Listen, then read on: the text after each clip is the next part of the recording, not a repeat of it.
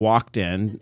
I was told by the race people that I could drive around the barricades, and so I did. And but we, for the last week, if you lived in San Luis Obispo, there were road signs and, you know, all sorts of things telling you detour on Sunday, don't forget. But our poor Patty, she doesn't live in San Luis, so she doesn't get it, except for when she teaches at Cal Poly, she doesn't get a chance to see all those reminders constantly throughout the week. So we'll give her a break today. But hopefully you're having a great start to your morning. If you do live in San Luis, keep in mind that you'll have some trouble getting around town for the next several hours. And if you have any plans to go to the Madonna Inn, take a cab or something, because that's where the whole race winds down. And we will have the winners of the race. We'll go ahead and announce those next hour when we get them. Well, this is California's #1 place to talk about current trends in food, beverages, travel, and tourism. It's our goal each week to give you the tools you need to enjoy everything California has to offer. And it's a lot of great stuff, but in a healthy, sustainable, and community-focused manner. Well, straight ahead on this hour of the program, boy, we have a really great lineup of guests for you today.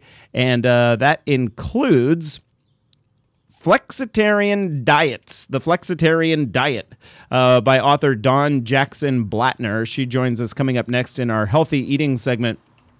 Some people try to go the full plant-based route, but just find it too tempting from time to time to, chow down on some meat, typically in like a party situation or with family and friends. And so when you're on your own, you pretty much have control of what you're eating. But when you eat out or you're invited over to a friend's house, you find yourself straying, and you don't have to feel bad. You just adopt a different name. And Dawn's got a great book that we'll talk about that breaks down, it's all recipes, but they're easily tweaked to make them either vegetarian or omnivore recipes, which is pretty cool. Then at the bottom of the hour, we'll talk to a Northern California farmer. Larry Jacobs just got a big award, and boy, he was up against some tough competition. He got the Growing Green Award from the Natural Resources Defense Council, and we'll talk to him about that. And then in the travel segment, we talked to Travelzoo's GABE SAGLIE. He's got the deals of the week, as he always does. And then Dr. Anthony Wood joins us in the next hour to talk about, okay, so there's two really large skyscrapers going in, one in San Francisco, one in Los Angeles, and there's a little debate over which city will actually host the tallest building west of the Mississippi in the coming years. It all depends on how you calculate the height of the building and that sort of thing. And so we've got some really large buildings going in, and I'm just a building geek. I like that sort of thing. So I invited Dr. Anthony Wood with the Council on Tall Buildings and Urban Habitat in Chicago.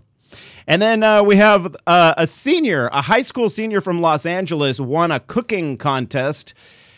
I got hats off to her. It's part of this culinary challenge that's put on by a group that tries to teach students cooking skills as a career. And they had this Meatless Monday challenge, and Lucila Flores won, and we'll talk to her about her Kung Pao chili recipe. I can't wait to hear about that. And then finally, we'll round out the hour with some stagecoach rides through wine country. But right now, and I don't have Patty in the chair to run the music for me, it is time for the news. And I actually have to open the news script here really quickly. Here we go. Good morning, everyone. This is the latest from the Eat, Drink, Explore news desk. If a food product says organic on the label, you may perceive that it tastes better and has fewer calories. This is according to a new study. Research students at Cornell University had shoppers taste and compare two versions of cookies, potato chips, and yogurt, with one version labeled as organic. In reality, the food in each group was the exact same item, yet many participants found major differences in their preferences. On average, the organic items were judged to be lower in calories, and several of the shoppers were willing to pay more. That's going to get the attention of food producers. Interestingly, however, participants who said they do typically buy organic and are careful label readers were not fooled as easily. More information now to back up previous findings that show eating foods rich in potassium will lower your blood pressure. The meta-analysis research of more than 20 earlier studies was published recently in the British Medical Journal. The World Health Organization has updated its recommendations based on these findings. The addition of just a few servings of fruits and vegetables each day can have a measurable effect. Listen to this. Beans and peas top the list of potassium-rich foods, packing roughly 3 to 4 times that of bananas. When you think of something that's rich in potassium, you always think, oh, banana. If you want 3 to 4 times the amount of potassium, have a little bowl of beans or put some peas in your salad. The research also showed those who cut their sodium intake saw greater improvement, so a combination of more potassium, less sodium. Processed foods, of course, the main source of sodium in today's diet. The state of Oregon may soon have brewer's yeast as its official state microbe. There is currently legislation working its way through the Capitol there in Salem, aimed at recognizing Saccharomyces cerevisiae for its major contribution to the state's economy. Oregon's craft brewing industry generates nearly $2.5 billion a year in revenue, according to the Oregonian newspaper. I never realized this. The yeast that produces beer, the second half of that, cerevisiae, when you think of it, in Spanish, it's cerveza. And so that makes sense. The root word there is a part of the yeast strain. I'm a word geek also, as well as a high-rise geek.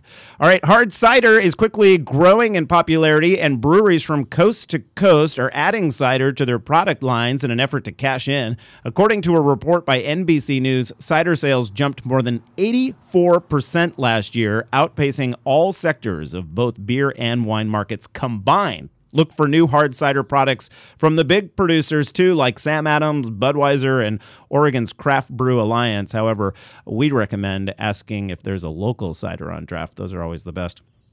You should be able to shave a few minutes off your next drive through the streets of Los Angeles, as it's become the first big city in the world to completely synchronize its entire traffic light system. Now, in theory, taking into account construction, accidents, and the occasional parade, it is theoretically possible to drive along Western Avenue all the way from Los Feliz at the base of the Hollywood Hills to San Pedro without hitting a single light. Of course, that's never going to happen. Anyway, we'll have a check of the forecast and flexitarianism right after the commercial break. Randall White here, host of Eat, Drink, Explore Radio, with a tip for Central Coast wine tasting. Eberly Winery was recently voted Winery of the Year by the world's top sommeliers and has one of the best local tours according to Wine Spectator. Eberly Winery open daily 10 to 6, and the winery's cave tours and wine tasting always complimentary. It's easy to find, too. Located on Highway 46 East, just 3.5 miles from Highway 101. Now it's time to plan your visit. Just head to eberlywinery.com. Seems everybody's going organic, including lawn care. Did you know communities across the country are converting their lawns, playgrounds, and playing fields to an organic care program? And it's working. You can safely control weeds and pests and have a beautiful lawn. Your kids, pets, and water supplies will be safer, and your neighbors will be green with envy. Oh, and in the long run, organic lawn care is cheaper than doing it the conventional way. Switch to organic lawn care today. Visit pesticidefreelawns.org. The folks who brought you this public service message. Check out pesticidefreelawns.org today.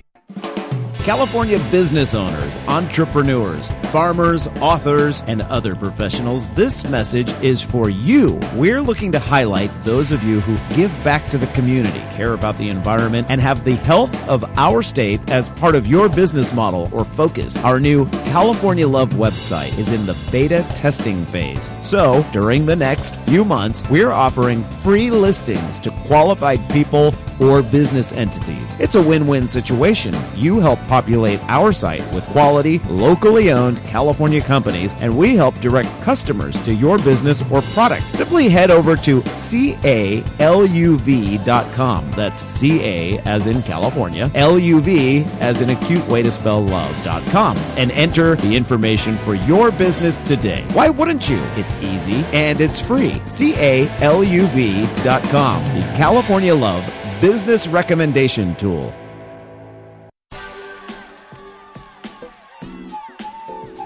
The Eat, Drink, Explore Media radio show you are currently enjoying is in a local affiliate commercial break. Live programming will return shortly. Did you know you can watch a live video simulcast of our Sunday morning and Thursday evening shows from your computer, smartphone, or tablet device? And to top it off, it's free. Simply head to eatdrinkexplore.com or download our free app from the Google Play or Apple App Store. If you have a suggestion for an upcoming guest segment, send an email to radio@eatdrinkexplore.com. We're always looking for fresh ideas, including yours. We love to share fresh, local, organic, seasonal, and sustainable ideas throughout the week. And the best place to find those are on our Twitter, YouTube, and Facebook feeds. Our username across the social networking universe is simple: Eat, Drink, Explore, all one word. Hey, college students, Eat, Drink, Explore Media is always looking for qualified journalism or marketing interns. Send us an email today so we can check your status and put you on the list for upcoming intern vacancies. Would you like to hear this Eat, Drink, Explore radio program on one of your local radio stations? Let the station know and contact us as well so we can get the ball rolling. Okay, you made it. The local affiliate commercial break is now over. Time for more informative and entertaining programming from Eat, Drink, Explore Media. Thank you for your patience.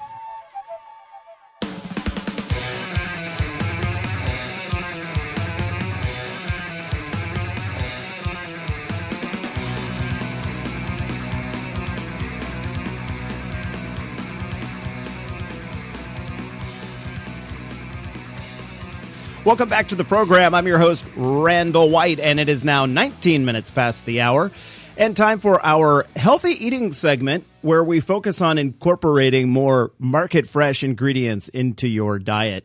There is a measurable uptick in the number of Americans switching over to plant-based diets, whether they be vegetarian or full-blown vegans. For some people, though, the experience morphs into something that straddles definitions. Our guest this hour will help us understand this blurring of the lines with her book, The Flexitarian Diet. Joining us on the guest hotline right now is registered dietitian Dawn Jackson Blattner from her office in Chicago. Welcome to the show, Dawn. Hey, thanks for having me. I'm excited to talk about flexing your appetite. You know, I was in San Francisco this past week, and I mentioned to some people there that I was interviewing you, and I mentioned the word flexitarian, and they said, I've never heard of that, but I love it because that's what I think I am. Yeah, exactly.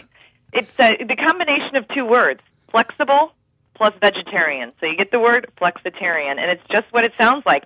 It's, people who want to wake up and be more vegetarian, but they don't want to be locked into, major hardcore rules. So, the flexibility part is really the part that enticed me personally doing this whole book and the project. It's how I live. Now, first off, Dawn, have you ever followed a strict vegetarian or vegan diet?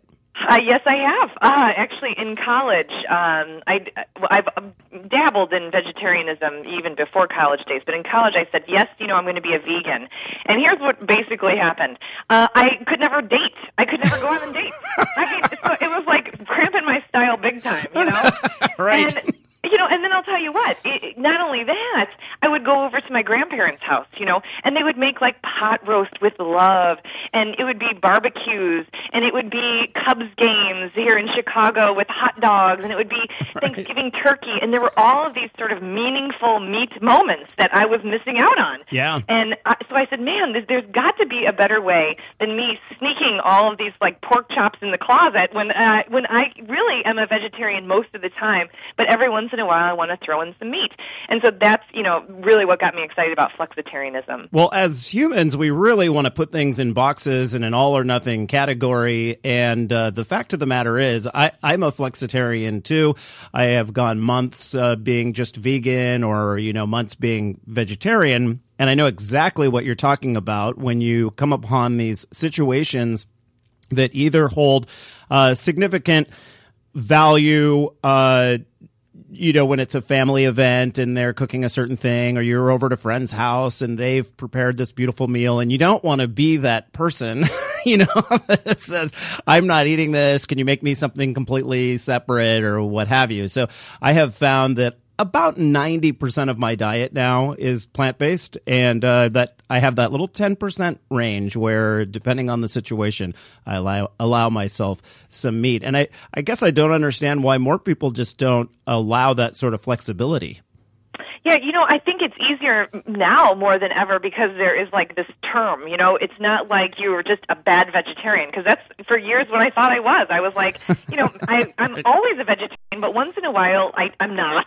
And then I felt like, a failure. And so having a term like flexitarian, makes people feel more likely to dabble in this and admit, the 10% or so that they're, in the meat family. It's also a good gateway category for people that may go on to become, full-blown vegetarians or vegans. They can try this flexitarian thing out, and then they may find that the days where they do not eat any meat, they enjoy those days more, and then, incorporate even more into their diet. And really, when I think about it, that's how I found you. I found you because you had I believe it was a recipe listed on the Meatless Mondays page, the Meatless Mondays campaign. Yeah, and you're right about it being a gateway into more and more plant-based eating because, I was wondering, like, how would the whole vegetarian community, kind of embrace me, right? Are they going to say, like, hey, thank you for having this, it, allows more people to do plant-based, or are they going to say, hey, stop even trying to dabble in our world, like you're, just right. a snake, And it was actually, very much an embrace that, vegetarians that were hardcore vegans were like, hey, man, thanks so much. Because I think more and more of my friends are going to try plant-based. And even if they're never vegan or purebred vegetarian, at least people are eating more plants. And, if I had to give a tagline to sort of my belief system, is that I am very pro-plants. I'm just not anti-meat. And that's sort of the way of I think, the future, right? Is that, we don't have to have one or the other, that we can be pro-plants without necessarily demonizing meat. I think sustainability-wise, that we have to go that direction. Yeah, you're right. I mean, it's just that we can't continue to feed the world with the amount of meat that many of us currently eat. So, yeah. So, what sort of layout then did you decide for the book? How did you incorporate meat into the diets, or how do you structure your recipes? Well, I structure them how I basically live. So I live by waking up and intending to be a vegetarian. I really do. So these recipes are set out to be all vegetarian, except for they have like little asterisks in there where if there is this bean-based recipe, I say that you could do a flex swap so that, for example, if you're using garbanzo beans in a asparagus and rice dish, that you could, on any given day, swap out those garbanzo beans for something like chicken or shrimp. But I start out with vegetarian as the intention and then offer the swaps as a sidebar. And you're nice enough to share one of your award-winning recipes with us that people can find on the website at eatdrinkexplore.com. Just go to our recipe section. It's the most current one listed. You can also go down and filter using vegan or vegetarian, that sort of thing. But it's a fried brown rice with asparagus. I like that because it's market fresh this time of year. And almonds, so you get some protein as well.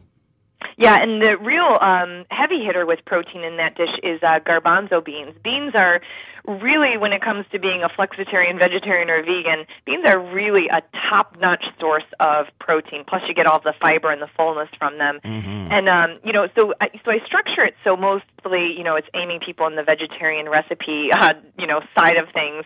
But I do have levels. So a lot of people love goal setting when it comes to food. Yeah. And they say, when do I get to call myself a flexitarian? What's the deal here? What are the rules, And so, leave it to America to want rules around food, you know what I know.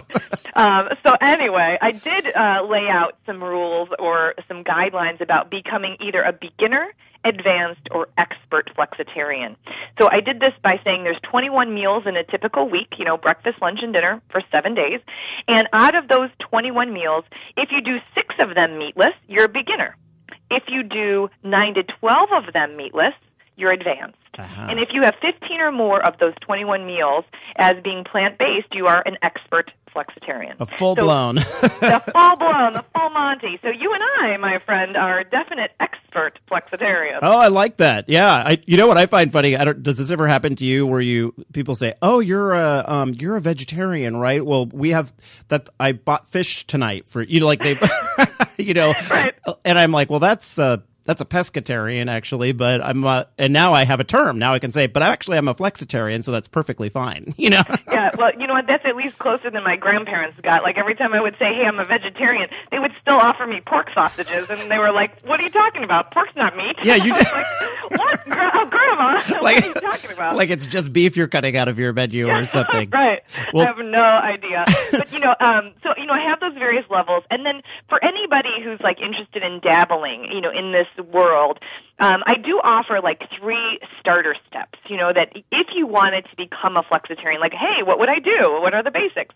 And so the 3 steps that I have really created for my clientele as well is the first one is just reportioning your plate, right? Yeah. So even if you do nothing different and all you do is decrease the amount of meat on your plate or chicken or fish and increase the amount of vegetables, you are at least one step closer to being a flexitarian. I love it. And they can find the other ones at your website, I'm imagining, DawnJacksonBlattner.com. You can also follow her Twitter feed. It's great, at DJ Blattner. Facebook page is /Dawn Jackson Blattner. Thank you so much for joining us today, Dawn. Oh, well, thank you, and flex your appetite.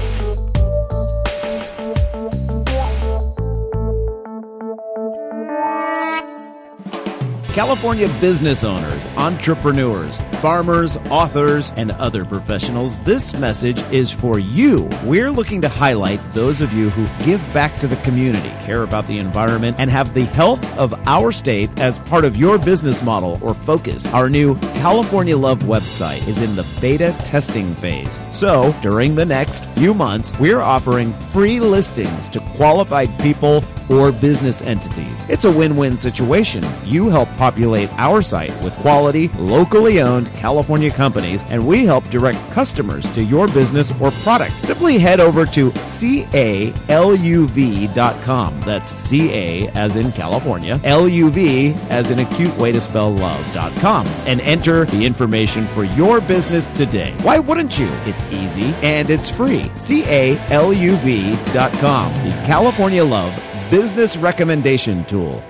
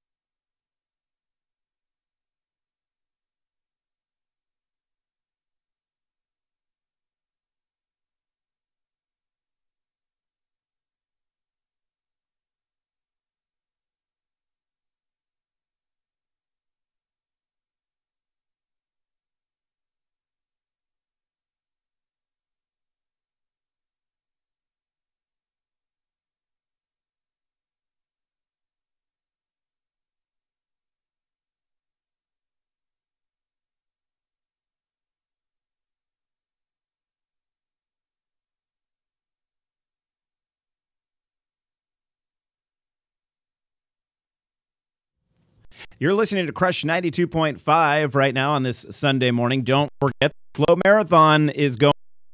Prepare yourself. All right, here we go. More of the show.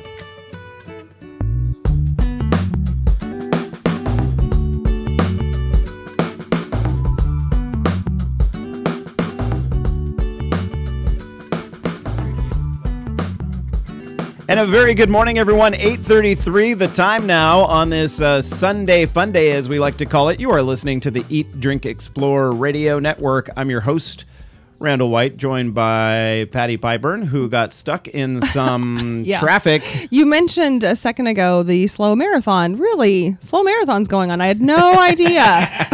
You didn't see any of those signs throughout the week. No. Actually, I was so preparing myself throughout the week, and then as I left home, I took a wrong turn and ended up at a detour. But I just want to go on record as saying the signage is not very good. Oh, right. Detour ahead, but where? Can we be more specific? Yes, that irritates me in any situation. Yes. And plus the pilot car that didn't show up for about 15 minutes for no apparent reason. Because there was no traffic coming the other way. There was no traffic coming from the other direction. Okay. Aw, Patty. Little frustration on the Sunday morning. I hear that. Well, Patty, you can relax and yes, I'm here now. Get into the groove of the show now because it is 8:34. And earlier this week, as I was looking through some of the different newspapers from the coverage area of our radio show, I was looking at the Santa Cruz Sentinel and saw this story about a grower in Northern California, coastal region, Pescadero, is that right? That's what it says. Pescadero, and who just got this award. And let me tell you, he was up against some very stiff competition.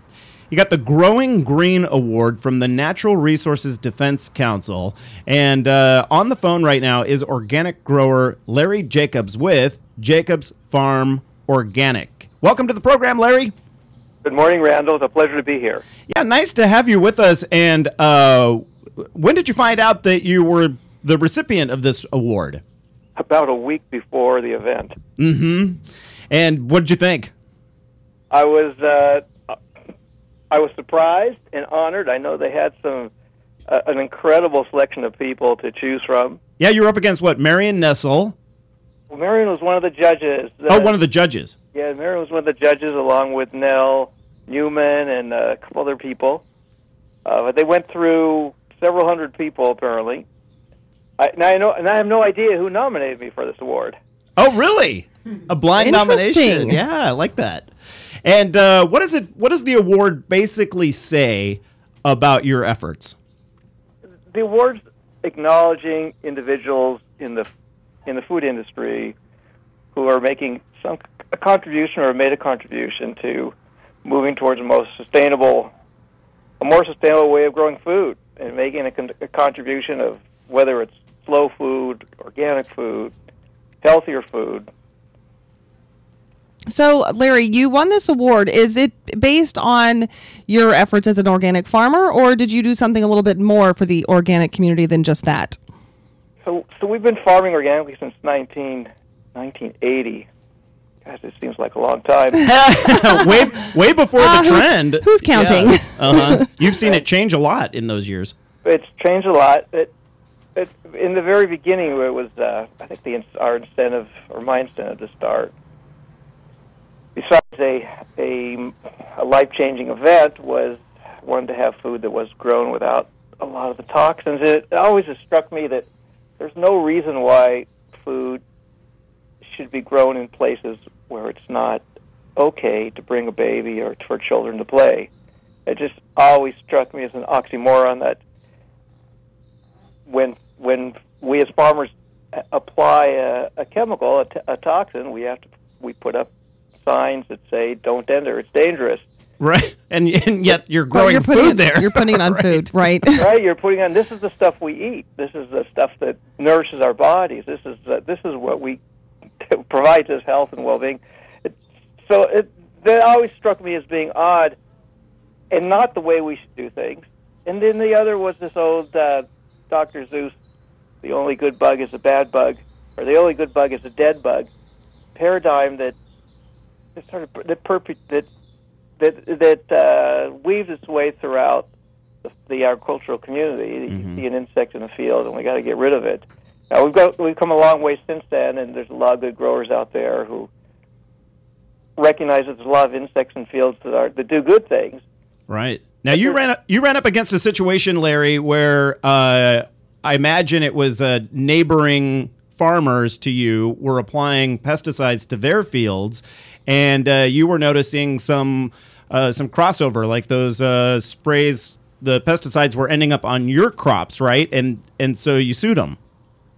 Yeah, we very reluctantly. We didn't sue the farmers. There was one. It was in 2008. We were at a food show. I was in a food show in Chicago where we were promoting our products, and we got a call from Whole Foods saying they had rejected a load of dill that we had sent them because they found a pesticide residue on it. And we thought, my first reaction was a mistake, and it was just impossible. But we went back and we asked for the numbers on the containers, and we traced it back to where it came from. We were to trace it back to a specific block in a field. And the field was located in the middle of a state park. So this one farm has wetlands on both sides of it, about a half a mile of wetlands on both sides of it. The Pacific Ocean on the other side, and the Santa Cruz Mountains beyond that. And beyond the two wetlands were some farms that were farming conventionally.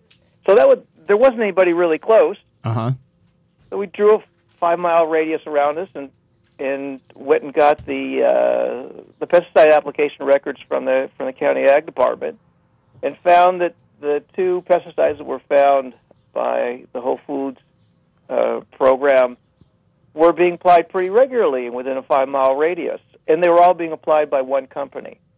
So we contacted the company and we asked them we told them there was a problem, and we asked them to please address it. They said they would, and then we continued. Every month we pulled samples and tested the fields. We found that the contamination was fairly broad spread on a fairly large farm, 120 acres. Every month we would do another test, and every month we'd come up with more pesticide residues. And we were timing our tests to within a week after they were doing their applications. And every month we would let them know we found more residues, and the amounts increased again in relation to your spraying application.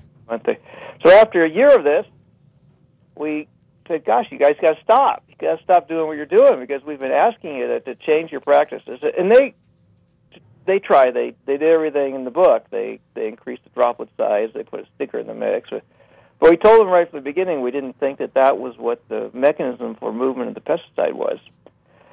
At the end of the day, it ended up going to, the only way to get them to stop was to sue them. And they basically said that, right? Like, you'll have to sue us. We got a temporary injunction, and they got that overturned. And on the way out of that discussion, their attorney said, "Well, we have a right to do what we're doing, and if you don't like it, if we're causing you damages, you can sue us."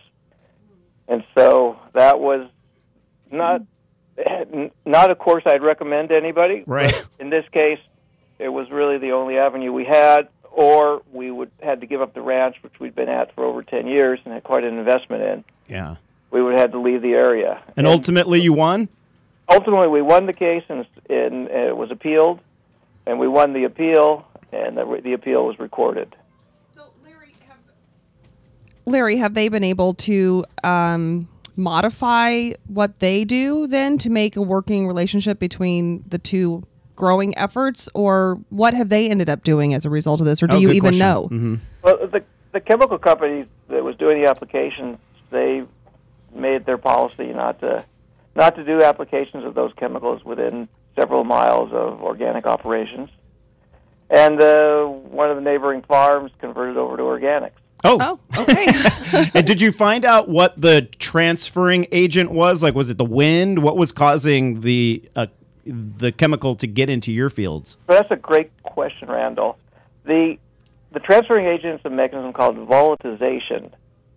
And that's the same as evaporation. Oh, okay. Mm-hmm. What's interesting about volatilization is when you read the EPA laws around pesticide drift and the Department of Pesticide Regulations, California's Department of Pesticide Regulations, laws around pesticide drift, you'll note that volatilization is exempted as drift.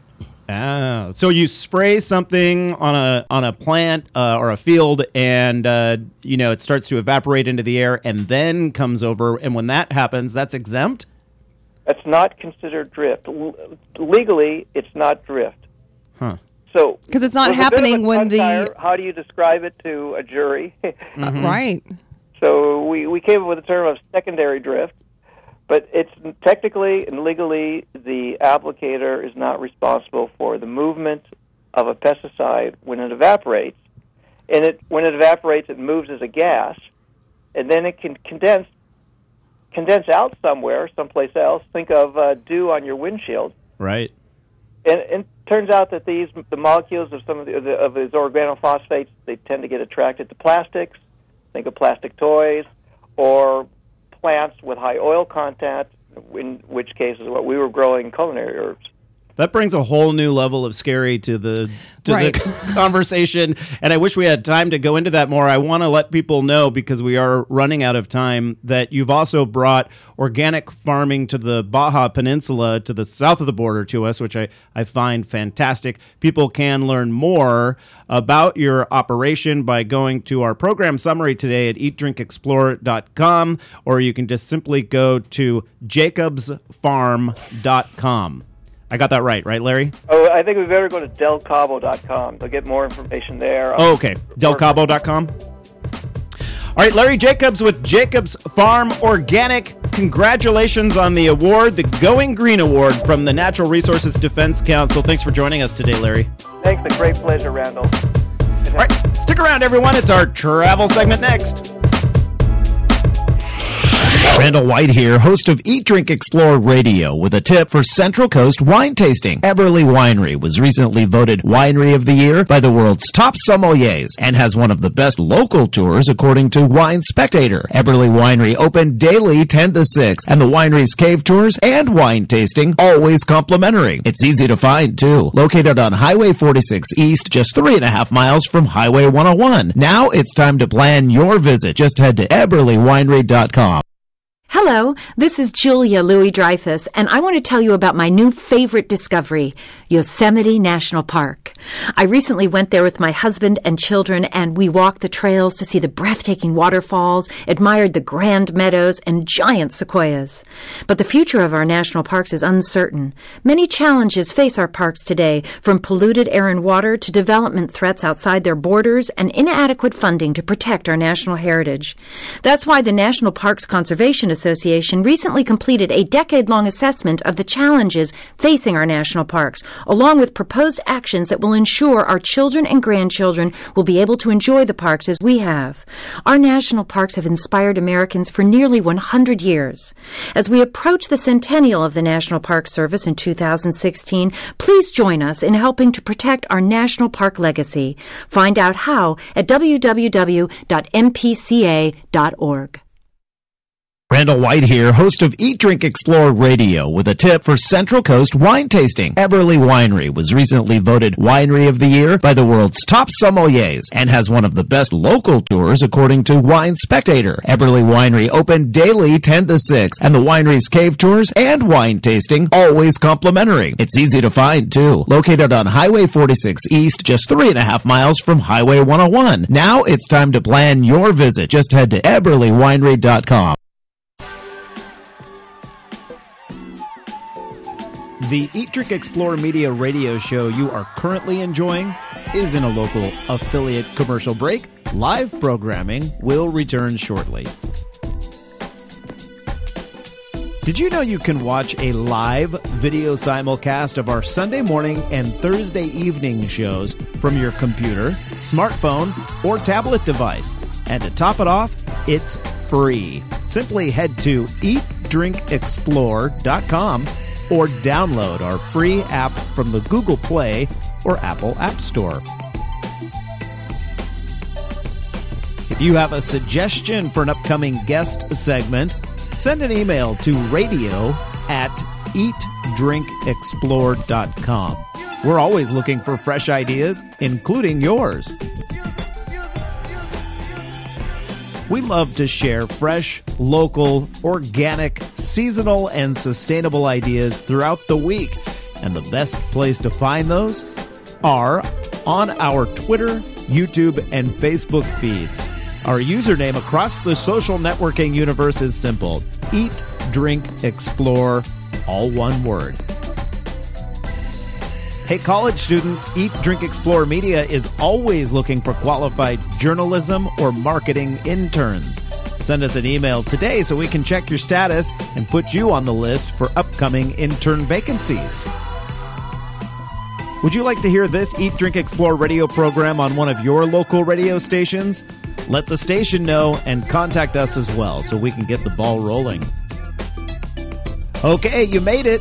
The local affiliate commercial break is now over. Time for more informative and entertaining programming from Eat, Drink, Explore Media. Thank you for your patience.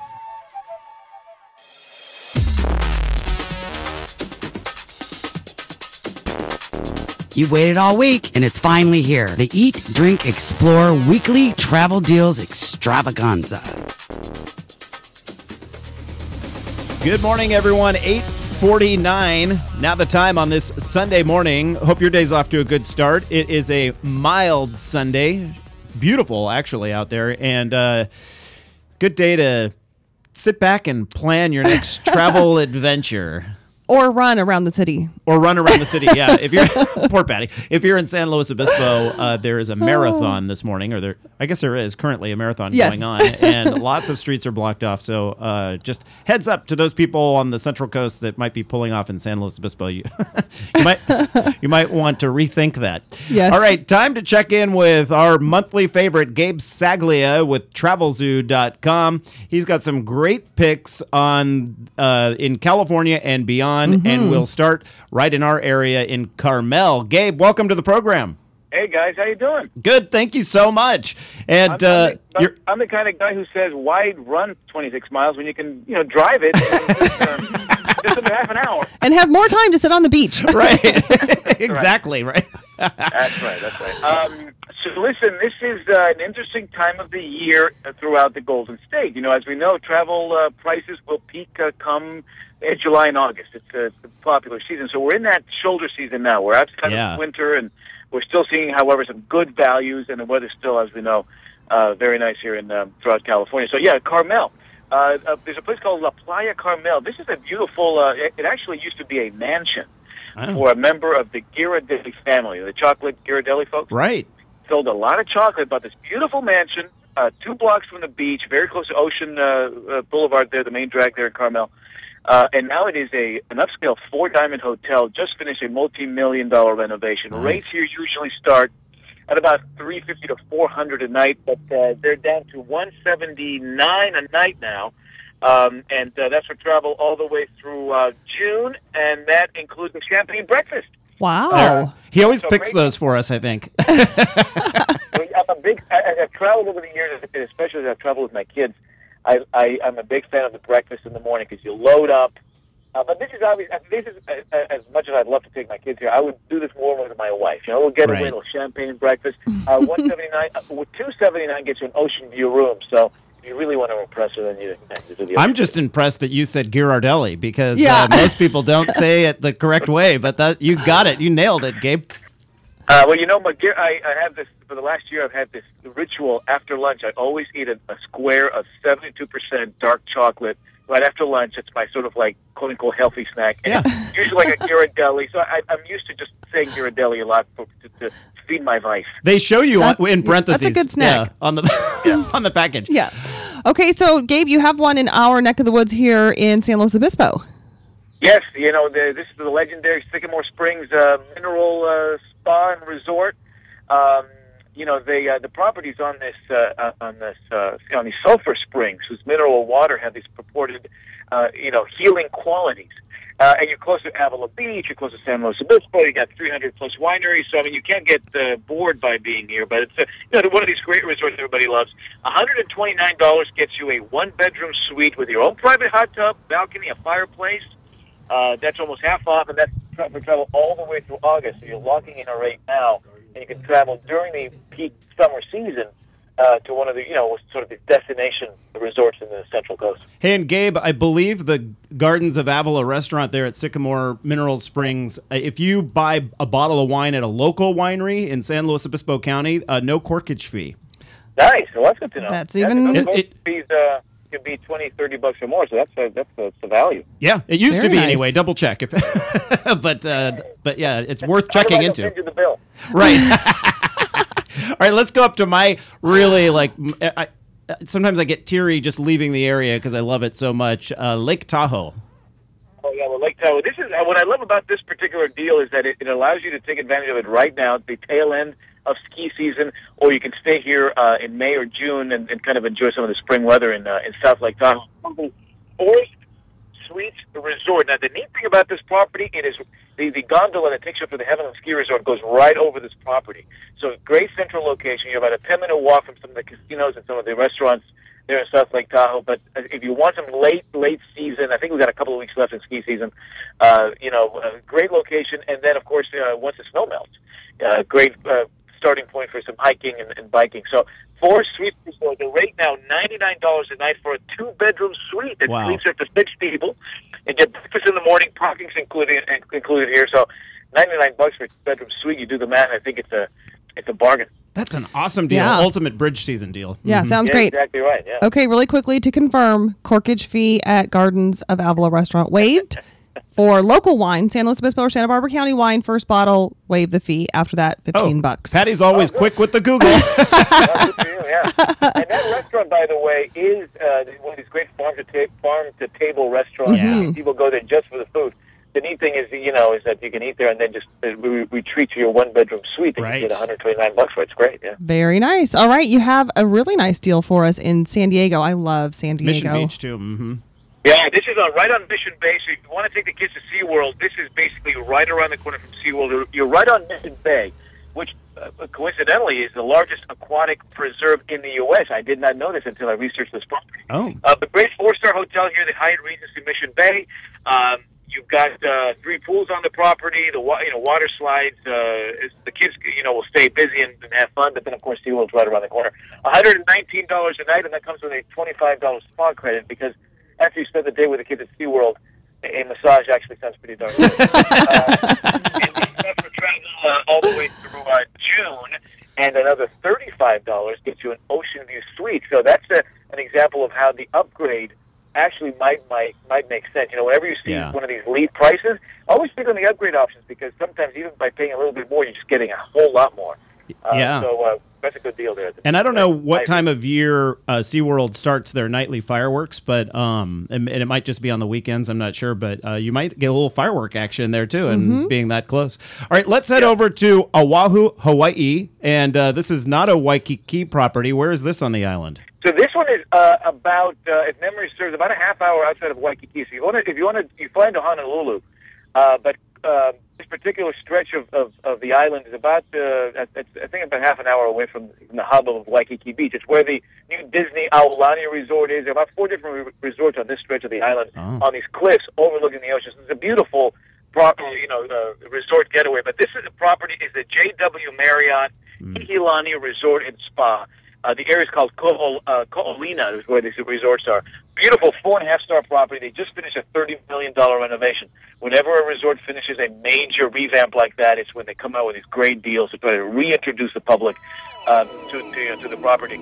The rate here now $269, down from more than $400 a night. Whoa! And that's for travel outside the July-August travel period.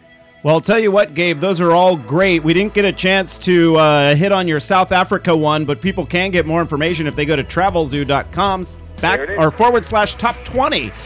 Gabe Saglia with Travelzoo. We'll catch you in May. You got it. All right. Stick around, everyone. You are listening to the Eat, Drink, Explore Radio Network. I'm your host, Randall White. Patty Pyburn by my side. And the next hour of the show, we're talking the tallest buildings west of the Mississippi. There's a battle brewing between San Francisco and Los Angeles. We'll hit on that. And also a Kung Pao chili recipe. Ooh. Keep it right here.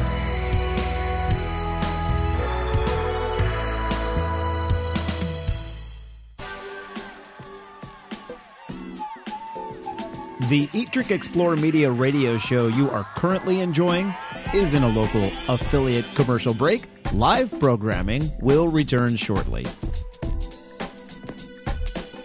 Did you know you can watch a live video simulcast of our Sunday morning and Thursday evening shows from your computer, smartphone, or tablet device? And to top it off, it's free. Simply head to eatdrinkexplore.com or download our free app from the Google Play or Apple App Store. If you have a suggestion for an upcoming guest segment, send an email to radio@eatdrinkexplore.com. We're always looking for fresh ideas, including yours. We love to share fresh, local, organic, seasonal, and sustainable ideas throughout the week. And the best place to find those are on our Twitter, YouTube, and Facebook feeds. Our username across the social networking universe is simple: Eat, Drink, Explore, all one word. Hey, college students, Eat, Drink, Explore Media is always looking for qualified journalism or marketing interns. Send us an email today so we can check your status and put you on the list for upcoming intern vacancies. Would you like to hear this Eat, Drink, Explore radio program on one of your local radio stations? Let the station know and contact us as well so we can get the ball rolling. Okay, you made it. The local affiliate commercial break is now over. Time for more informative and entertaining programming from Eat, Drink, Explore Media. Thank you for your patience.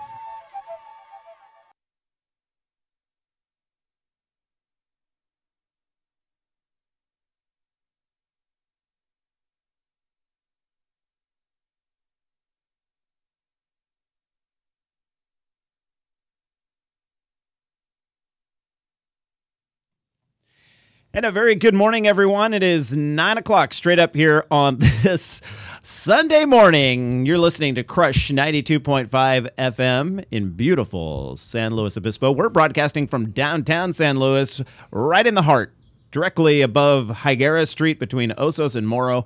And I am your host, Randall White, joined by Patty Pyburn, who Good morning. was a little bit late this morning. Patty, why did that happen? Oh, geez, Louise. Because I forgot.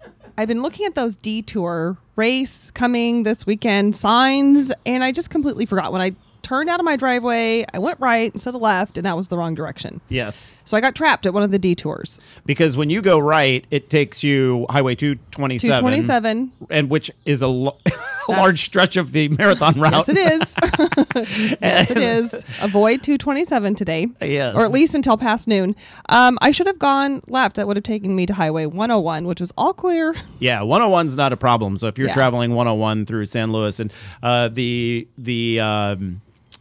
what am I trying to say here? The Marathon? The detours. Oh, yes. Will only be in effect for a couple more hours, I would imagine. Until noon, I think, is Till when, noon? when Mhm. it starts to wrap up. So we might get the winners. I'm not sure. Oh, okay. No, that's a different thing. Sorry about that.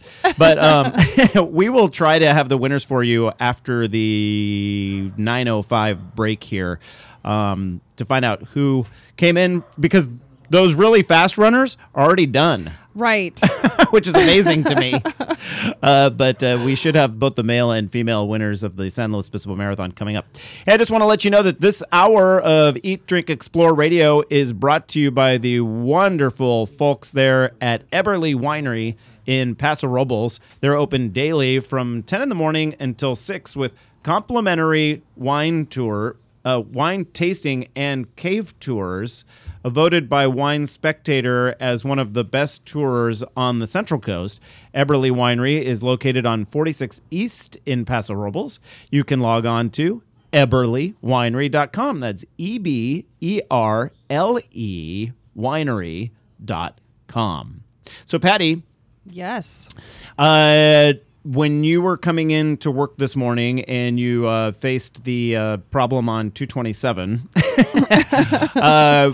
the backup it wasn't like there was like gridlock. It was because you were stuck behind a one of those flag cars or whatever they call them. Right. They made us wait, and they kept saying the guy with the stop sign said the pilot truck would be there soon, any minute, and we waited, and at least 15 minutes passed by. The thing that puzzled me is there was no traffic coming the other direction. We had one lane of runners and one lane of traffic that they were alternating, but there was no traffic coming southbound. I was heading northbound. We just waited. Isn't that irritating? It was super irritating. That, and then once they got us through it, we were kind of on our own to navigate the upcoming detours. And okay, so I'm a little frustrated because I had to wait, but my fault for not paying attention. However, the signage isn't very good. No. It says detour ahead, but I need a little more information than that. Right. Where's the detour? What, because if you know sometimes you just need a few extra words, a detour at Broad or detour at whatever the street may be. This is the second year of the I think marathon? So, yeah. So they're still working out a few of the kinks. They're working out the kinks. All the signs just advised you that there would be a road closure ahead. But at no point until I got to the closure, that's what made me aware of actually where specifically the closure was by encountering it. There were warning signs, but nothing else. Oh, Patty, I'm sorry. But I'm here finally. Sorry to hear that. Hey, I don't know if you got a chance to listen to our new Market Fresh show, which airs on the same station, Crush 92.5 on Thursday nights. I didn't hear it this week, but I heard about it, that it actually went really well. Oh, good. Yes. From 5 until 6 o'clock, just before the start of the downtown San Luis Obispo market. That's where our studio is, directly above that stretch. We had the proprietor of Sloveg, that's SLOVEG.com. So I know a lot of our listeners to the Sunday morning show really want to take part in farmers markets, but just don't have the time. Right. And if you go to Sloveg.com, they take the farmers market to your house. Very nice. They drop off a box of fresh vegetables each week. So I like that. Head over to our website. You can watch it there. You're listening to Eat, Drink, Explore. We're back in just one moment. Hey, farmers market fans, listen up because we're launching a new show just for you. Join the Eat, Drink, Explore radio network each Thursday evening from 5:30 to 6 for a healthy dose of recipe sharing and food news.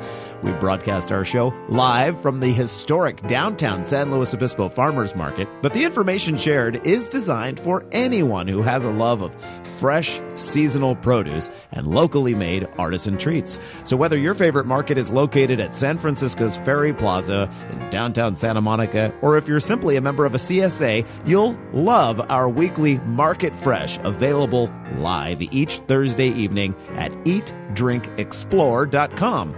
And if you missed the show, follow our updates on Facebook and Twitter for links to the recipes shared, video from the show, and other great information. Eat, Drink, Explore Radio's Market Fresh, helping perfect your California flavor.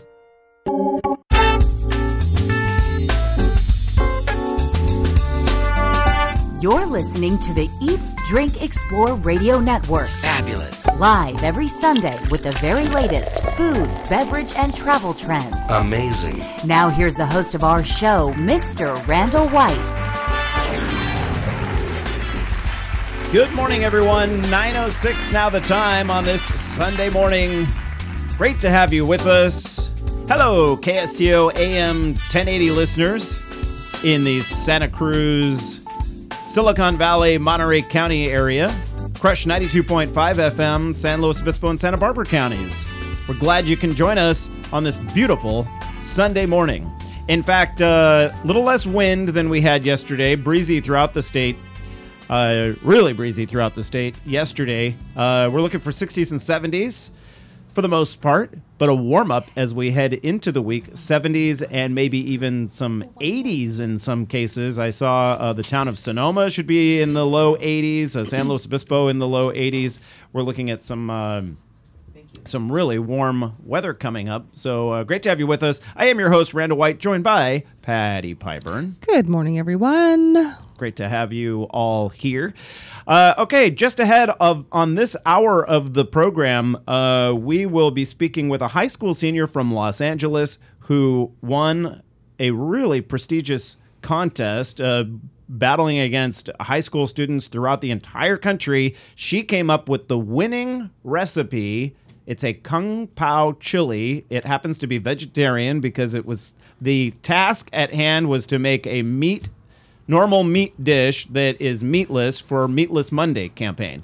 And she was the winner. And so she's got a really bright future ahead, and we'll be bringing her on the show at the bottom of the hour to talk about that. Also, I believe her high school teacher and inspiration for the dish will join us as well. And then later on in this hour, we'll head to Santa Ynez wine country, just really stunning beauty in Santa Barbara County. And there's an old stagecoach route. The Wells Fargo stagecoach route goes right through Santa Ynez, the Santa Ynez area, and they're bringing it back into use. You have a chance to take a real Wells Fargo stagecoach ride through the Santa Ynez wine country coming up, and we'll talk about that to round out the hour. But this half hour, we're talking tall buildings, and I got to tell you that I am a tall building geek. When I was a little kid, my parents would give us kids an option for your birthday. My mom would either make you whatever you wanted for dinner. Do you do that with your kids, Patty? Mm-hmm. And it's sort of like, what's your favorite dish? And it's like your special day. Yeah. And what do your kids always order? We always go for sushi. It's the tradition every time. No one's ever chosen not to have sushi, which works really well for me. Right, because you're not living in the kitchen then. You're such a good cook. I could just see Quillen and Dresden ordering something from you, but no, they want sushi. They want sushi. I can order up some mean sushi, I tell you. Yes.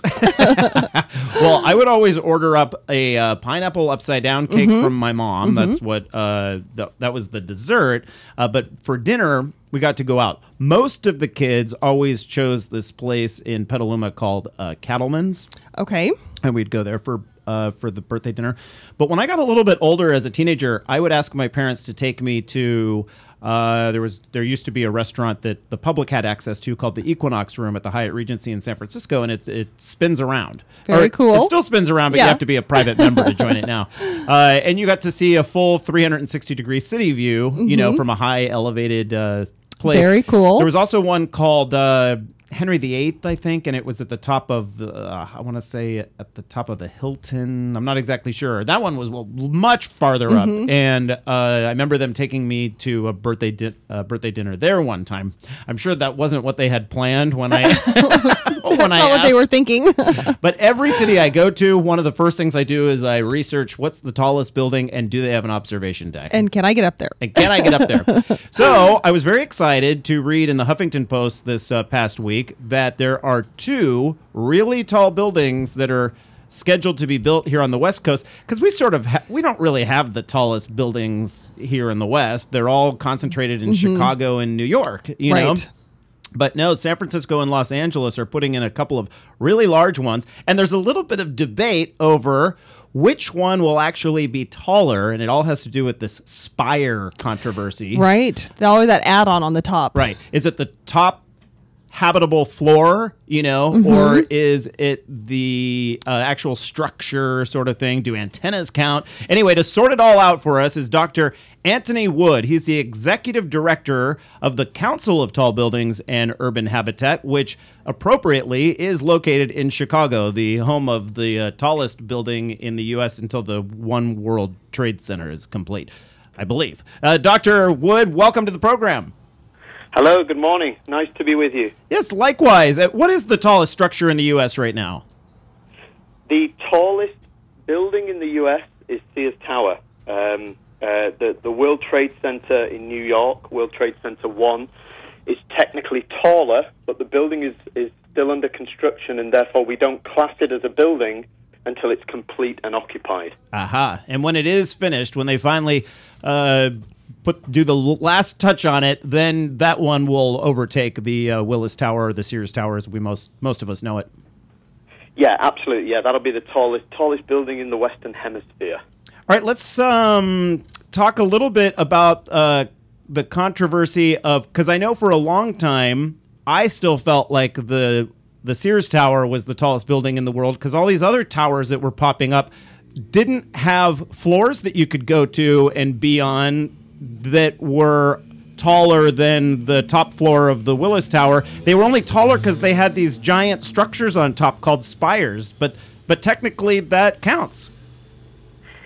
Yes, technically that counts. I mean, it is a controversial issue, and what you're perhaps referring to something that was very emotive here in Chicago in the kind of mid to late 90s, which was when Sears lost out its title of the world's tallest to Petronas Towers. Mm-hmm. And people would typically, look at Sears in section or in profile next to Petronas, and the tip of the spire of Petronas would be higher than the roof of Sears, but it wouldn't be higher than the antennae. And you're quite right that there were people working in a permanent capacity. In a continual capacity.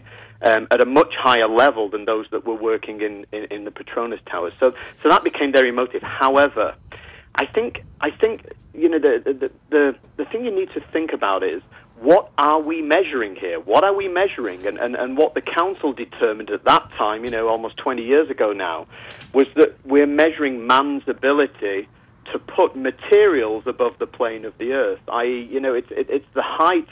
it's the height of the building, not necessarily people that are inside there. However, what became very emotive was that we count spires, but we do not count antennae. And for your listeners, probably the best thing to think about, if you compare the Chrysler building and think about the spire on the top of Chrysler, which is meant to be an extension of the architecture of the building, never to be added to, never to be taken away, as opposed to the antennae on top of Sears, which were not there when the building was first completed. Oh, and they could be taken away and that sort of thing, so they're really not part of the structure. Well, we're going to pick this up right after the commercial break and talk about the two new buildings slated for California, one in San Francisco, one in Los Angeles. Which city will hold title to the tallest building west of the Mississippi? That coming up in just a moment with Dr. Anthony Wood, Executive Director of the Council of Tall Buildings and Urban Habitat. This is Eat, Drink, Explore. We're back in a moment.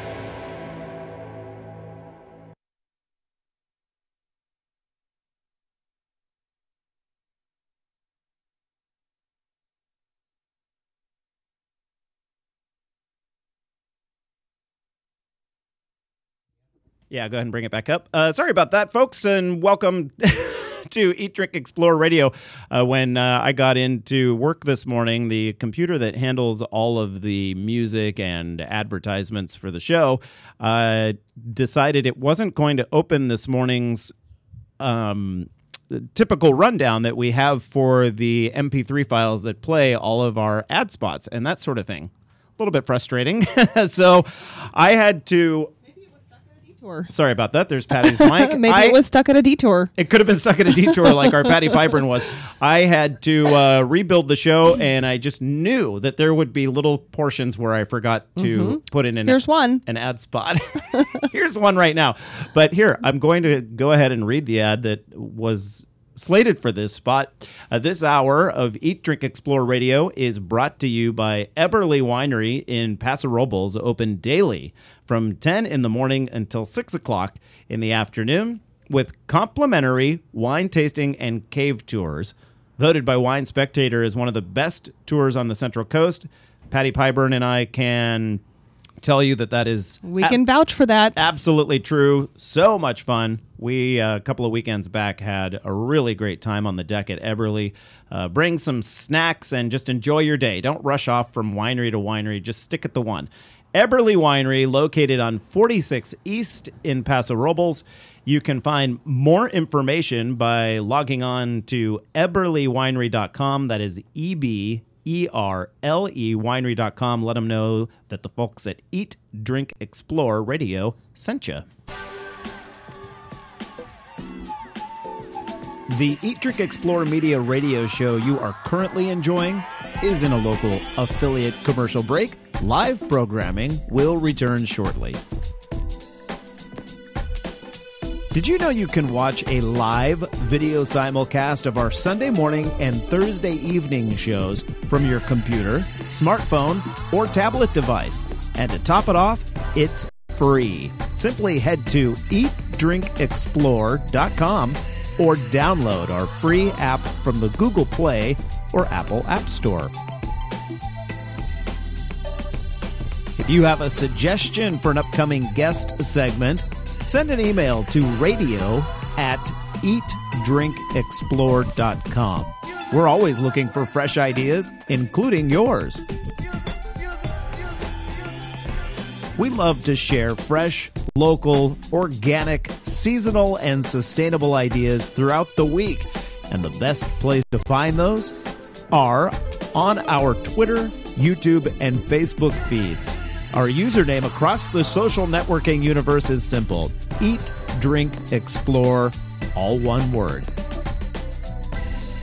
Hey, college students, Eat, Drink, Explore Media is always looking for qualified journalism or marketing interns. Send us an email today so we can check your status and put you on the list for upcoming intern vacancies. Would you like to hear this Eat, Drink, Explore radio program on one of your local radio stations? Let the station know and contact us as well so we can get the ball rolling. Okay, you made it.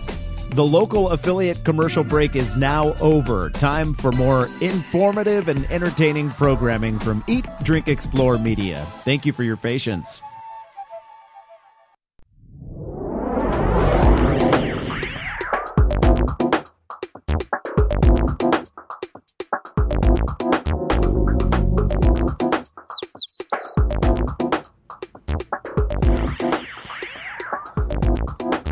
Welcome back to the program, everyone. 9:19 now the time on this Sunday morning. Really nice start to the day here in California. I'm your host, Randall White. You are listening to the Eat, Drink, Explore Radio Network. I'm joined by Patty Pyburn. Good morning. And we are speaking with Dr. Anthony Wood. He's the Executive Director of the Council on Tall Buildings and Urban Habitat in Chicago, which has no shortage of tall buildings. That is for sure.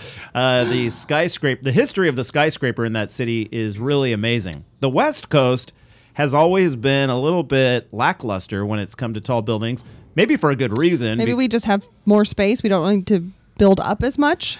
That's part of it. I think the earthquake factor probably came into play. We can't forget that. Right, early on. But the buildings, when you think about the Pacific Rim, where some of the tallest buildings in the world are now located, they're right along all of those earthquake faults. And so the technology, I believe, has gotten to a point where we can build much taller buildings in earthquake-prone regions, and that's what we have on tap in California. In San Francisco and Los Angeles, there are a building for each city that is slated to be built in the near future. In San Francisco, it is the Trans-Bay Terminal. This will be the hub for the bullet train, the high-speed rail to go from San Francisco to Los Angeles. It's also where all of the transit will come in for Alameda's transit system. Can't think of the name of that right now, but and all those sorts of things. The old Trans-Bay Terminal was really run down and ready to go. So they've gotten rid of that, and now they're planning this Trans-Bay. They're going to replace it in a big way. Ooh, in a really big way. It's a pretty amazing structure, and I think, just like when they wanted to build the Transamerica Tower, there was a lot of controversy. What's this going to do to the skyline? Well, it ended up making it a very iconic skyline. There is some of that controversy as well going on with this Trans-Bay Terminal. But it will be, for a short time, the tallest building on the West Coast until the Wilshire Grand Tower in Los Angeles is complete. And so there is some of that controversy regarding the whole top of the building and the spire and that sort of thing. And that is why we have Dr. Wood on the line to help sort of fetter out these two competing towers and which one will be the tallest. Welcome back to the program, Doctor. Hi. Hi. I'm still here. Yes. So these two buildings, do I have that right that in California, the main reason maybe we don't have such tall structures is because of the whole earthquake situation? I don't think so, to be honest. I think that is a factor, but the reality is that seismic engineering, I don't think that's a barrier. Actually, seismic engineering is probably at its most advanced on the west coast of America than it is in any part of the world. I think it's other factors, not least that the whole of America started from east to west, as I understand it, and certainly the tall buildings did. They were more Chicago, New York. Plus, I think the point about density and space.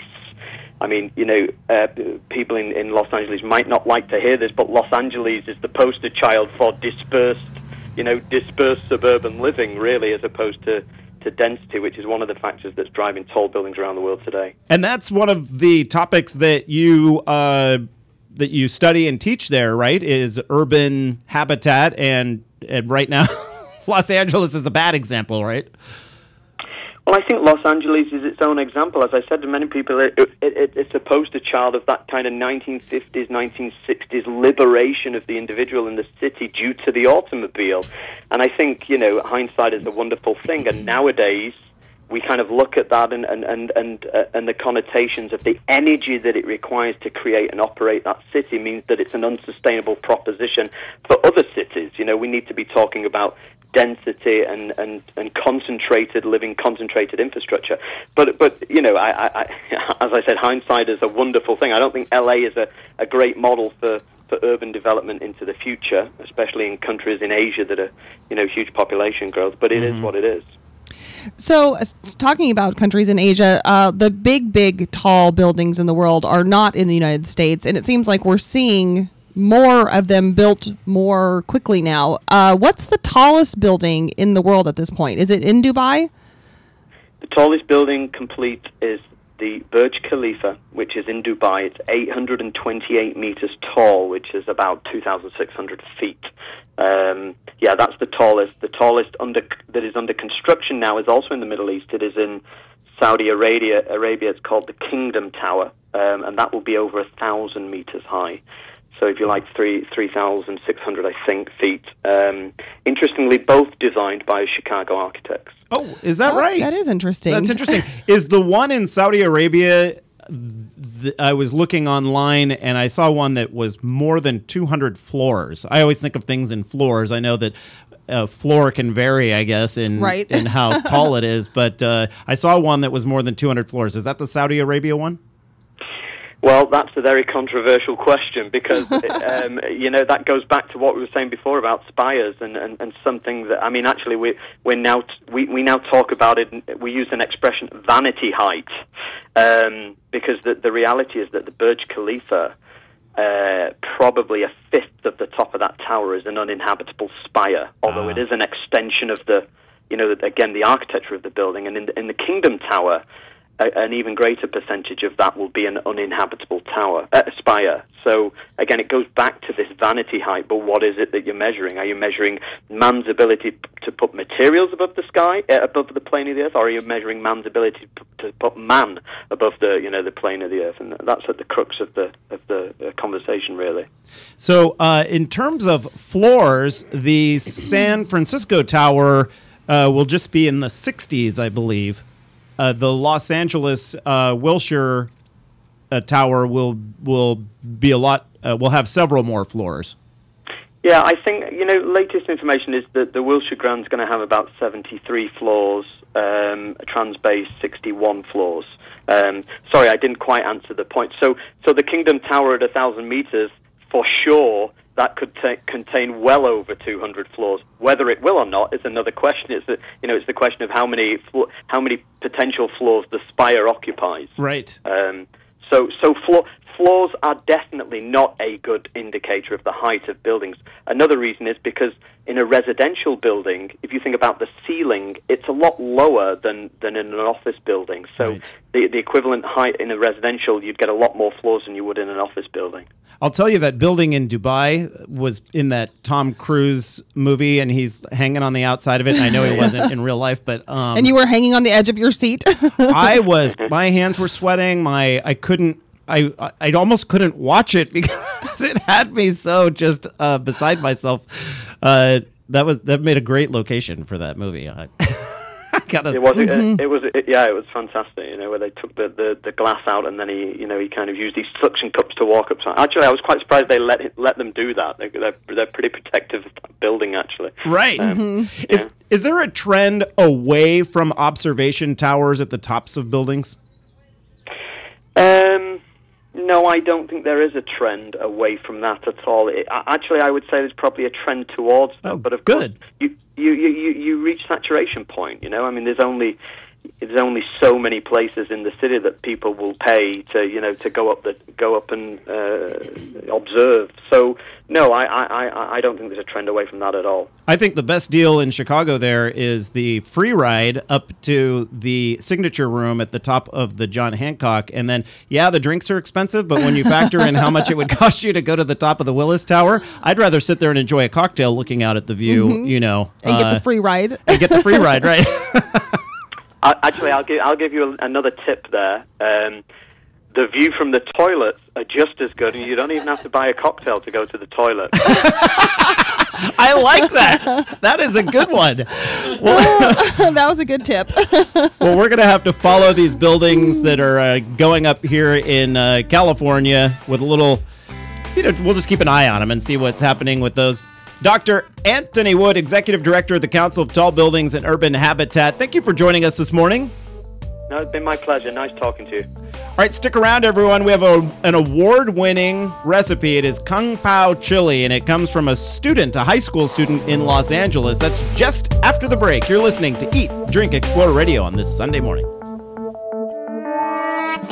California business owners, entrepreneurs, farmers, authors, and other professionals, this message is for you. We're looking to highlight those of you who give back to the community, care about the environment, and have the health of our state as part of your business model or focus. Our new California Love website is in the beta testing phase. So, during the next few months, we're offering free listings to qualified people or business entities. It's a win-win situation. You help populate our site with quality, locally owned California companies, and we help direct customers to your business or product. Simply head over to CALUV.com. That's CA as in California, LUV as in a cute way to spell love.com, and enter the information for your business today. Why wouldn't you? It's easy and it's free. CALUV.com, the California Love Business Recommendation Tool.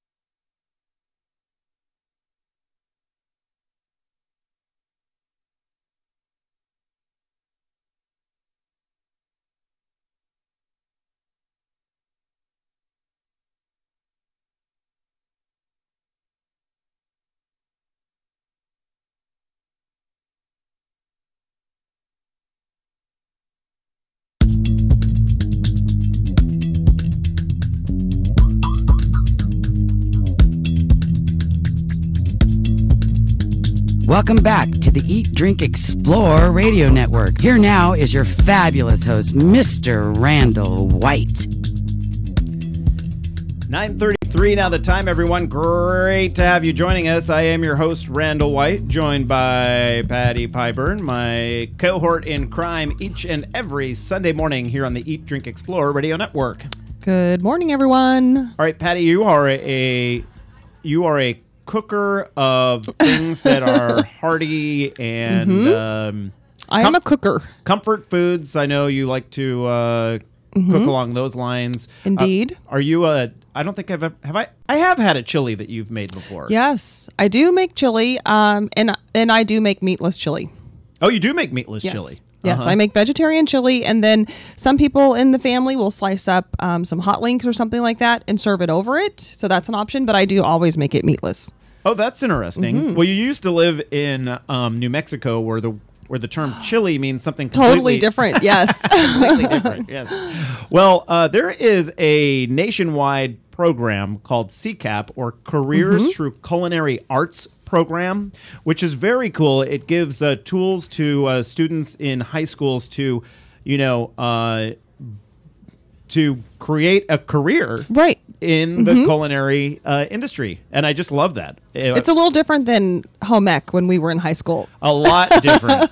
So they have teamed up with the Meatless Mondays campaign. We've had Meatless Mondays on the show before. And they had an award, a prize, where they said, okay, create a dish that could be served for Meatless Mondays.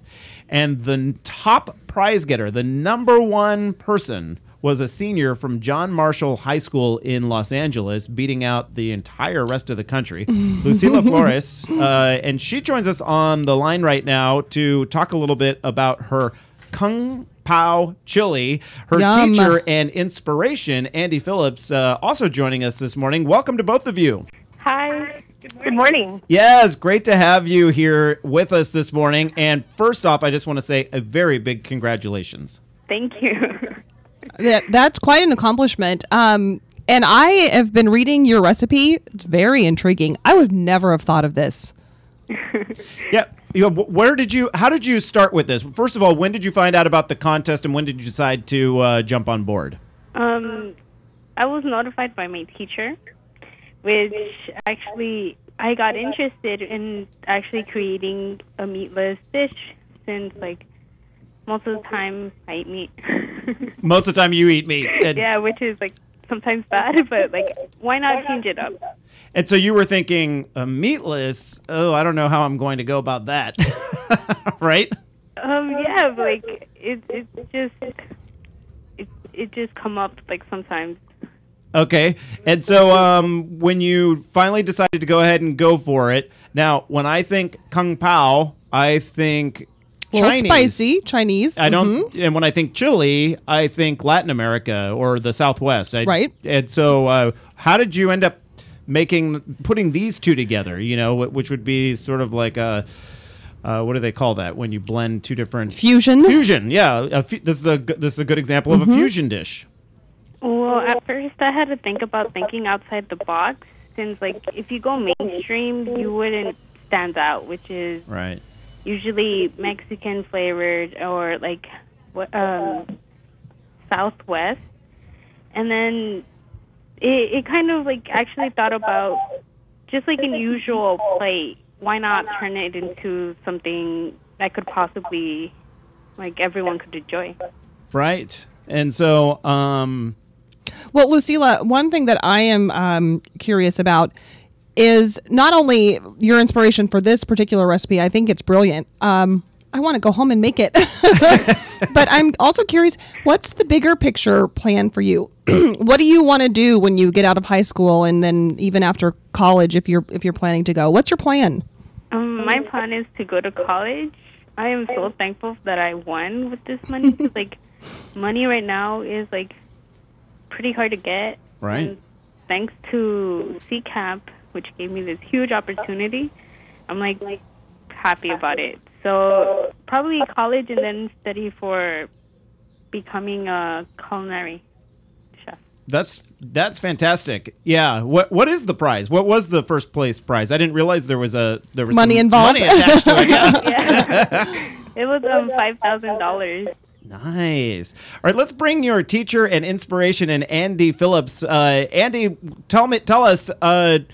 You must have a lot of students coming through there. How do you I imagine you want to give them all the same treatment, but I imagine from time to time you can really tell there's a star pupil among them. Well, there's sort of a self-selection process. Every year I start off with, a dozen students that swear they're going to see it through to the end.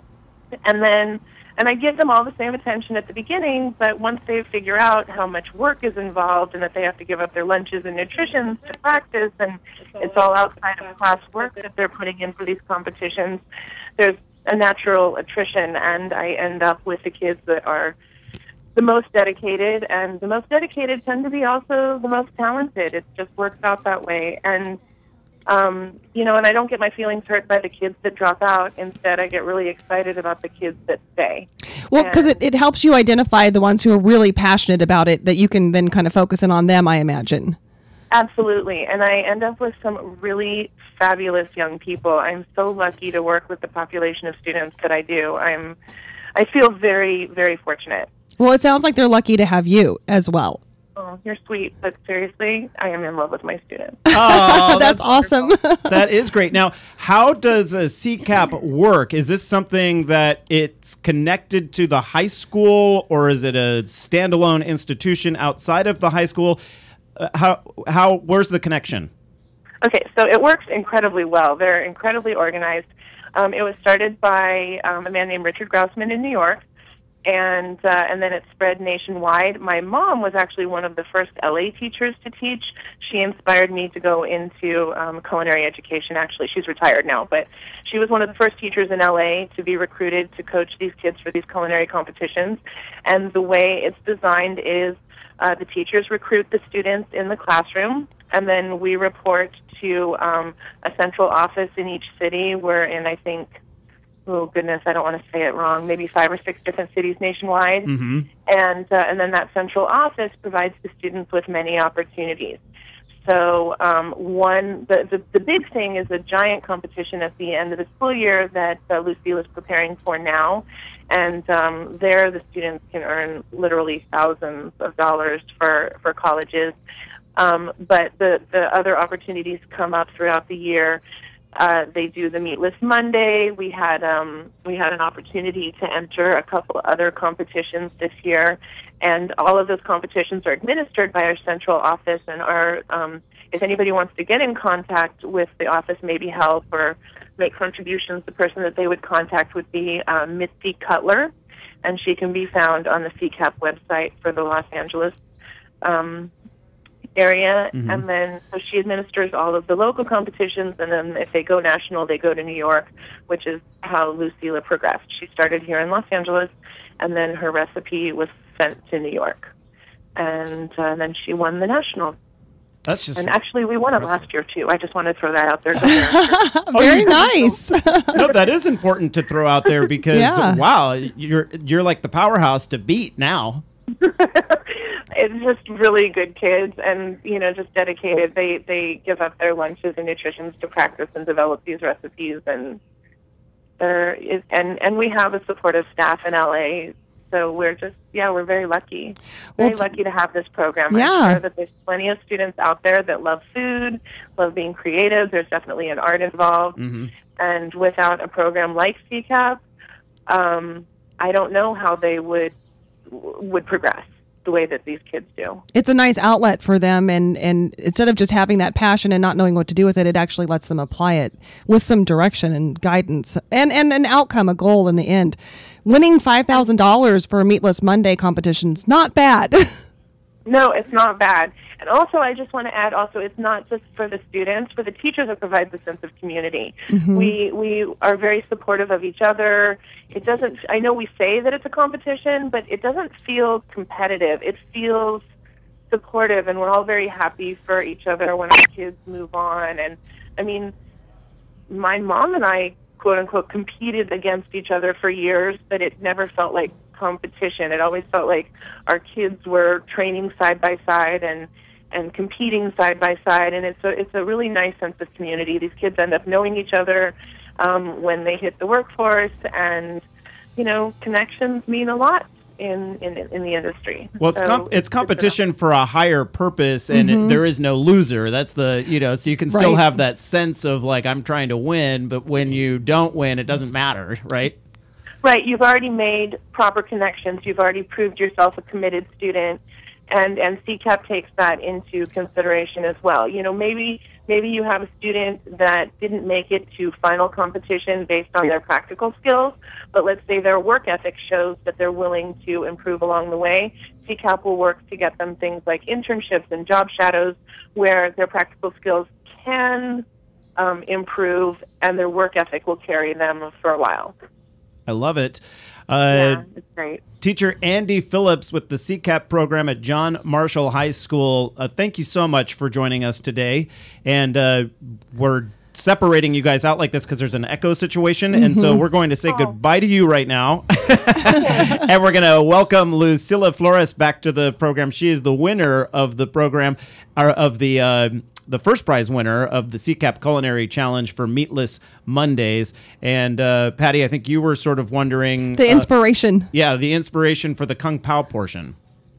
My inspiration was like turning in a usual dish into like vegetarian, since like I would love that everyone has that...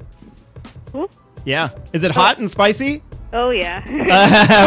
Well, we're going to try it. Congratulations. We just think it's fantastic, and the best of luck with your career. We'll contact you when you're a celebrity chef, okay? Okay, thank you. Stick around, everyone.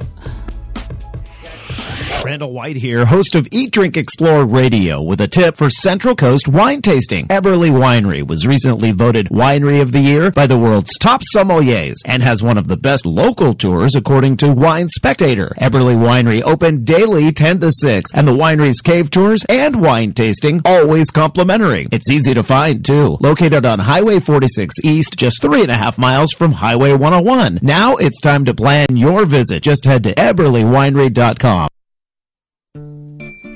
The traditional light bulb, a groundbreaking invention in 1879. Other groundbreaking ideas from that time: the whalebone corset, the pedal-operated submarine, and the two-story outhouse. We've come a long way since then.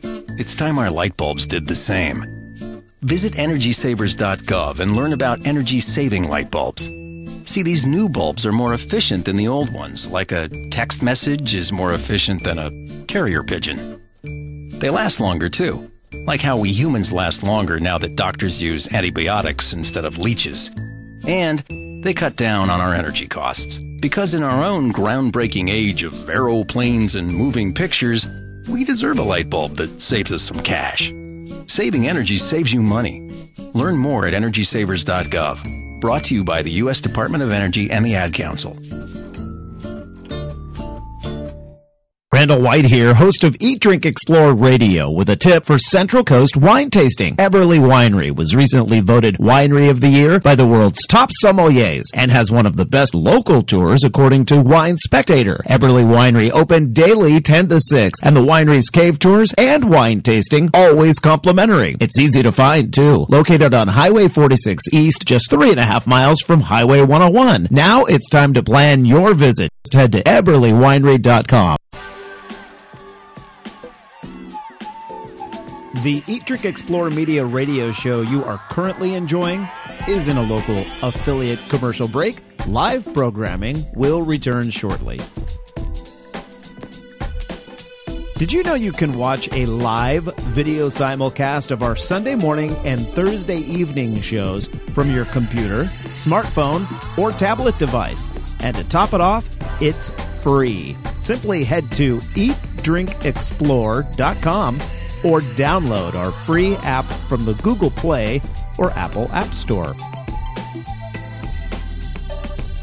If you have a suggestion for an upcoming guest segment, send an email to radio@eatdrinkexplore.com. We're always looking for fresh ideas, including yours. We love to share fresh, local, organic, seasonal, and sustainable ideas throughout the week. And the best place to find those are on our Twitter, YouTube, and Facebook feeds. Our username across the social networking universe is simple: Eat, Drink, Explore, all one word. Hey, college students, Eat, Drink, Explore Media is always looking for qualified journalism or marketing interns. Send us an email today so we can check your status and put you on the list for upcoming intern vacancies. Would you like to hear this Eat, Drink, Explore radio program on one of your local radio stations? Let the station know and contact us as well so we can get the ball rolling. Okay, you made it. The local affiliate commercial break is now over. Time for more informative and entertaining programming from Eat, Drink, Explore Media. Thank you for your patience.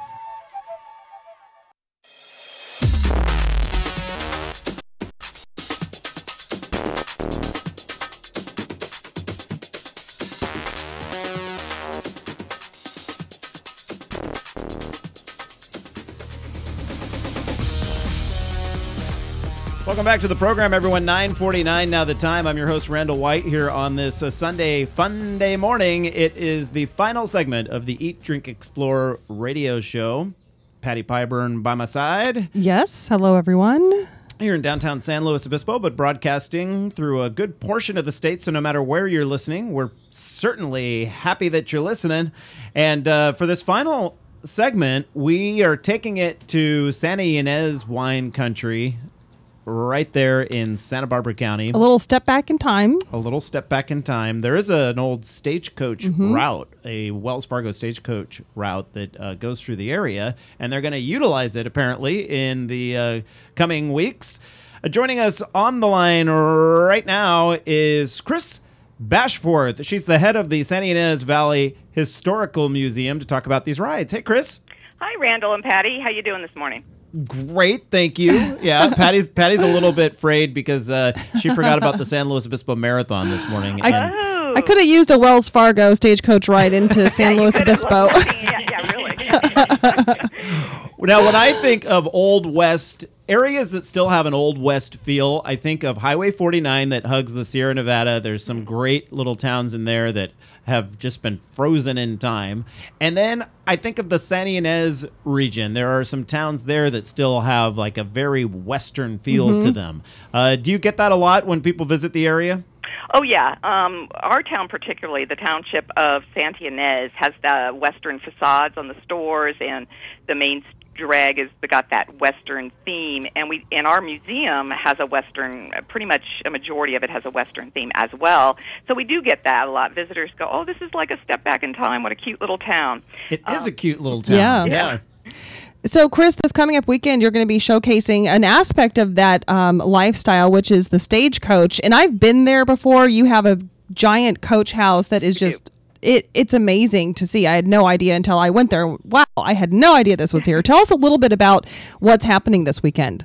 Okay, well, what's happening, actually, it begins, we have a symposium, and as a museum, we do educational presentations and talks. But what we've decided in the last number of years is we're putting on a symposium that brings experts in carriages and horse-drawn vehicles of the West together, and they present talks.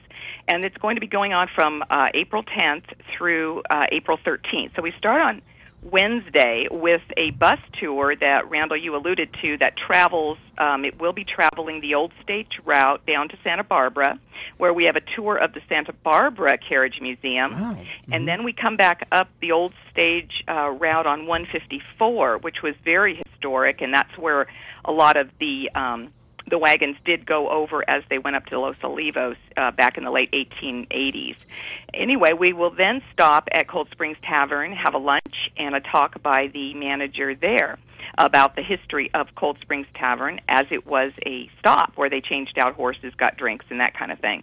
Yeah, I got to tell you, I don't mean to interrupt you, I apologize, but the Cold Spring Tavern, just on so many different levels, is such a great stop. Yeah, and one little piece of information that some people don't know is that is the very first restaurant in the entire world to serve ranch dressing. That's where it came. Yeah, that's where it came from. That's right. That's where it came from, Hidden Valley. Yeah, exactly. Well, to get back to the actual stagecoach trip, it took about 8 hours to go from the bottom of the pass all the way to Los Olivos back in the day on the stagecoach. Yeah, it's about 40 minutes now on a car. But, so you can see it was quite an arduous event. And then on Thursday, we bring in all the speakers. And we've got experts from the Carriage Association of America from the East Coast out here talking. We're going to have a Dutch oven demonstration so people can learn how to cook out of a chuck wagon. And then we're having actual lunch. And that's going to be put on by Graham Goodfield with the Los Padres Outfitters. He does a lot of that. So authentic Western cuisine. Yes, exactly. It's going to be stew and cornbread, I think. But it'll be great. So the attendees get to share in that. And then, we have a reception and a talk that night. Then on Friday, we're going to have more speakers. We have a dance and a dinner, a barbecue dinner of New York steak and chicken, and a dance by the Territorial Law. That'll be the band. And we wrap up the talks that day. Then on Saturday, we're going to do the stagecoach and the carriage rides out on the Chamberlain Ranch. And if folks are interested in taking a once-in-a-lifetime ride, literally on a stagecoach into the back country, it's really wonderful. It's something you'll almost never get to do, and you'll feel like you're in the 1880s. There's no cars, there's no traffic. You're out in the green, lush hillsides on the Chamberlain Ranch. And it's just really fun. We are going to be selling tickets at the ranch there. It's on Fox and Canyon Road, right across from the county landfill on Fox and Canyon. It's $25 per ride, and it's about a half-hour ride up and back through, like I said, the lupin and the poppies, and it's just really wonderful. I do it every year, and it's breathtaking. It's a great time of year for it, for sure. Oh, gosh, yes. With the little recent rains and sprinkles we've had, it's very green there, and it's just so nice. So that's going to be out from 10 o'clock to 1 o'clock on Saturday, this coming Saturday the 13th. And then that kind of wraps up. We do have lunch available there. People want to make a little day of it or morning of it. So, and that kind of wraps it all up. So it's 4 days of kind of stepping back into the West, getting your trip down to Santa Barbara, back up on the routes of the stagecoaches. We have like I said, a Dutch oven lunch one day, Western dance, and stagecoach rides, and then lots of great speakers for the symposium. I love the whole idea. Yeah. Actually, the inception of that started in 2008. The the Carriage Association of America every other year has a carriage symposium back on the East Coast, and that's more the coaches you think of, the urban coaches, the shishi ones, where they're running through the city, and they're not the freight wagons or the stagecoaches. No. Yeah, and so our curator of the carriages, John Crockett, was back there, and the Western contingent got together and decided, we really need to do something out west, and you, John, your carriage house will be a perfect place in your museum to hold a symposium on Western vehicles, and that includes the stagecoach, freight wagons, and certain kinds of buggies that were indicative out here. One of the things that's very historic is that, the stagecoach really blazed the way for, the expansion of the West and bringing the economy out here, the people out here, to really start cultivating the Western states. So the folks from Montana, Wyoming and Arizona, Nevada, and us all got together, and we started in 2009 putting on this particular symposium.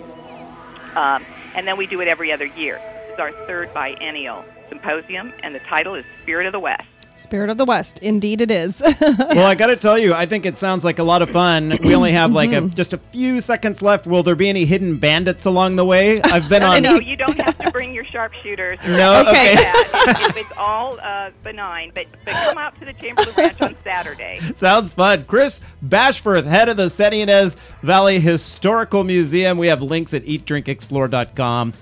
That does it for us on this Sunday. Make it a great day, everyone. Get out there and enjoy California. It has so much to offer. You've been listening to the Eat, Drink, Explore radio program. If you missed any of our segments today, look for them online or through our free Apple and Android apps. Catch you back right here next week.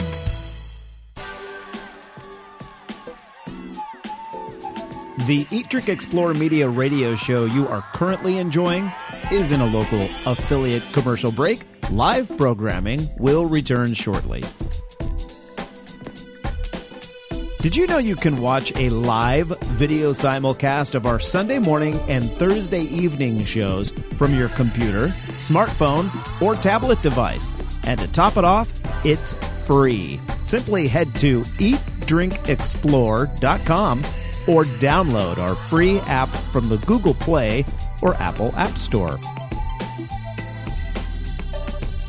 If you have a suggestion for an upcoming guest segment, send an email to radio@eatdrinkexplore.com. We're always looking for